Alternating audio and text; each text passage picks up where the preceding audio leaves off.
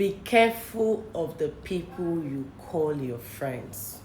See what somebody's friend did to him in Ughelli, in our Delta State here. Watch it.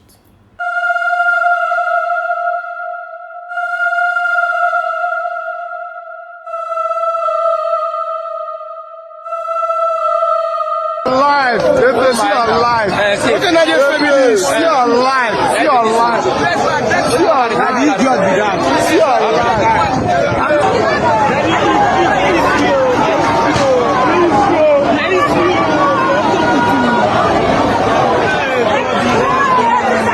This is why we got to be careful the kind of people we keep as friends. So this young man went missing around September of 2024. His name is Paulinus, and it is said that Paulinus owns one of the biggest boutiques in Ughelli, Delta State. He's a Calabar boy who moved to Delta State to start up a business, and obviously he was very successful at it. While in Ughelli of Delta State, Paulinus became friends with a young man named Efemoni. Efe played the role of a good friend very well. He was a good advisor to Paulinus, telling him where to set up another boutique, giving him good investment ideas. He was pretty much in Paulinus' business as a friend.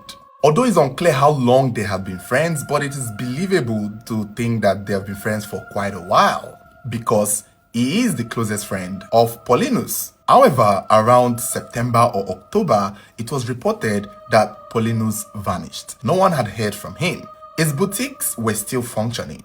Remember, he's a boss. I don't think he is the one staying in his boutique. So he just creates this boutique and supervises them, and he has employees in it.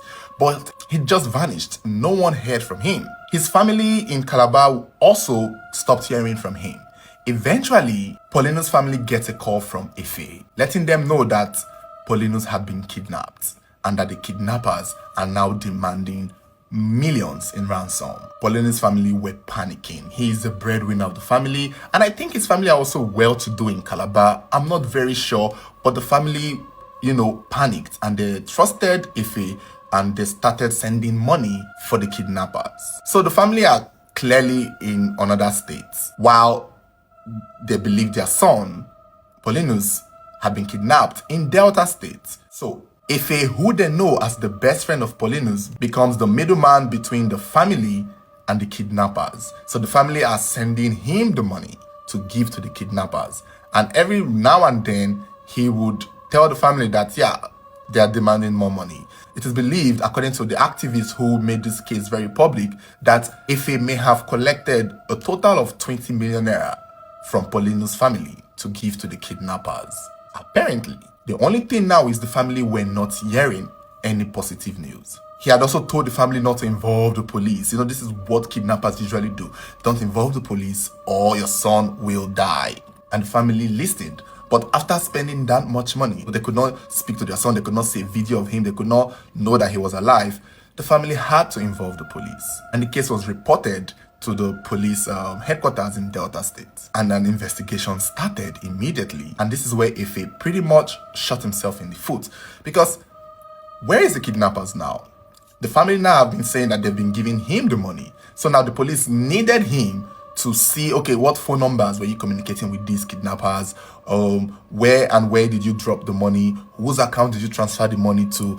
We need those details to trace the so-called kidnappers that took Paulinus. And that was where it became a roadblock for Efe, who probably clearly did not think ahead. He probably thought the boy's family were going to probably let it be for God or something. Or he thought he would continue. But now the police needed information to find these kidnappers. And every single investigation the police carried out, checking Paulinus' account, his bank transfers, even asking him for the money that the family sent to him to give to the kidnappers, the money were still in his possession. They never left to anywhere. Checking his transaction is going to contractors, engineers, which they now discover that Efemoni was actually building a house, all this while that his friend had gone missing. This is a picture of the house that the police were able to see where most of the transactions were going into. And this is where the police were left with no other option than to question Efemoni. Where is your friend?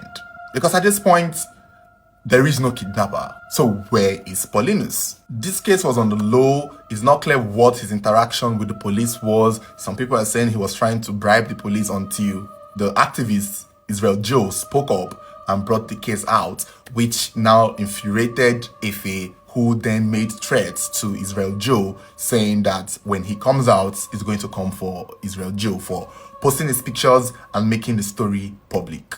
And that is one of the good things about making stories public. That is why most times when people go to court or are dealing with police cases, they tend to come on social media to talk about the case so that it is public. Otherwise, the next thing we would have heard would be that he paid 1 or 2 police officers to run away from custody, or he paid or bribed 1 or 2 officers and then they let him go free and they threw the case away.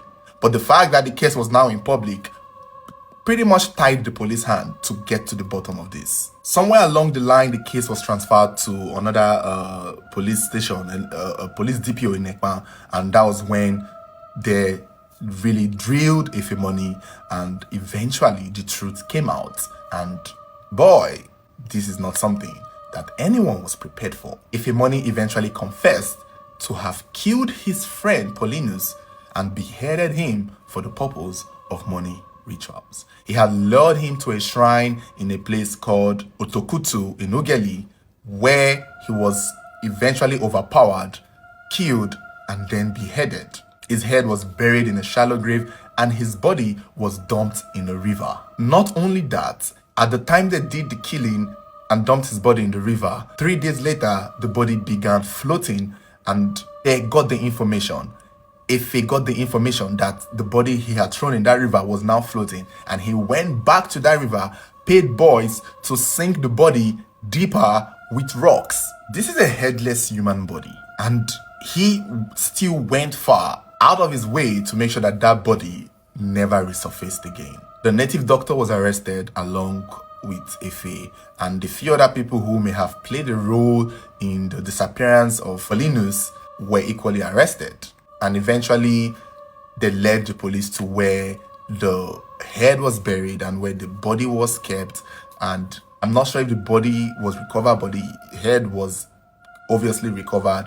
And people got to see it in Ughelli. A lot of people's reaction were really disappointing because they knew the story. They know the guy. His boutiques are very popular and they are quite big and successful. So to hear that he went missing and the person who did the killing was his close friend, who they now somehow say was in charge of Paulinus' investments, which I don't believe, by the way, because let me tell you something. I don't believe Efe Money was ever the one in charge of Paulinus' investments. It's one of those things that you get to say because now the police are doing their digging and their investigation and they're realizing that all his money is going into your account. So for you to come out of it, you have to claim that you were his investor or investment manager or something.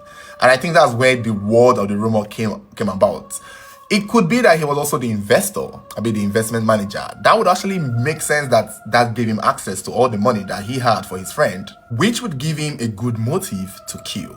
But I just feel like he was one of those friends that when he was able to get access to this boy's money, probably know his PIN since they are friends, know his password, he just found the perfect moment to strike. And I think he probably would have gotten away with it if he did not go after the boy's family to collect that 20 million naira. If he did not play the creation of, kidnappers need this, kidnappers need that. If anything, Seth, if he was smart enough, he would have maybe tried to pretend to be the kidnapper over the phone. But he made himself known to the family as, I am your son's friend, Paulinus, and the kidnappers have reached out to me. And this is what they want. So, Mama and Papa Paulinus, you people should give me the 20 million and let me give it to the kidnapper. Thinking that the family is stupid, maybe he thought they were just old people in the village who cannot read and write and probably don't know how to call a police officer. And now that the police have been involved, they didn't even suspect himself that much. They were like, okay, as now you they speak to the kidnapper, so Nangwanu, let's see, give us the details, which number the kidnapper they used to call you. Give us all the things you have on the kidnappers, let's get them. And everything he could provide led back to him. If he hadn't done that, he would have had a high chance of getting out of this. Because he was in police custody for a while when they were questioning him. So nobody knew what was going on until the activist, Israel Joe, brought it out in public. And I think that drew more attention to the story. And unfortunately for him, whatever he had planned in his story to the police while in custody could not work anymore because now everybody knows.